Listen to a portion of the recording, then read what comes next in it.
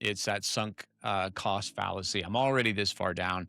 For me, though, it was completely fears. It was just fears of what's my tribe going to say? Um, you know, would this work? Or I don't know what I want to do, and that's can be as scary as knowing what you want to do and taking the leap. And then it's just always easier. It's like the devil that you know is safer than the devil that you don't. So you just come back to doing what you were doing before. Of course, that phrase doesn't seem to gel well in my church analogy, but Yeah. anyways. Yeah, no, I know what you mean though. And I guess, you're right. You stumble on something. It doesn't sound profound, but it is, but we're really connected to who we were yesterday, like in a really deep, profound way. And, when we start seeing something different, we're like, yeah, but that's not who I was yesterday. That's not you. My partner thinks I am, and my friends, and, that shift becomes difficult. It becomes it feels unnatural. So I think it might just be that it's hard to look back and really get a clear idea. But I think there's something really unique with what you did with this book, I Will Climb.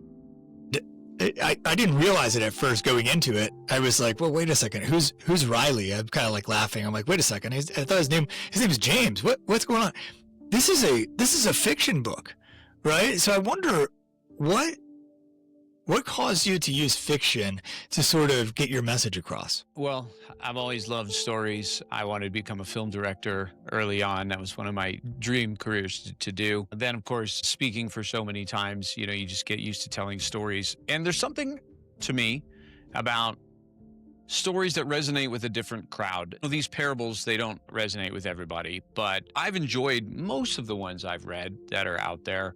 It, in a sense, simplifies the message and makes it in a way like, okay, I get this, I can understand this. And yeah, I think just one day it hit me. Yeah, what if there could be a story about someone whose life's out of alignment, like mine was, and they get summoned to this village to climb this mountain. It's like they can't escape. Like they actually have to sit down and have this conversation with their soul. So that's really where it came out of that. And also, I guess for me, the thought of just writing a book that didn't have a story, it just seems 10 times harder. I mean, I've done that with my first book. It's very prescriptive, do this, here's the points.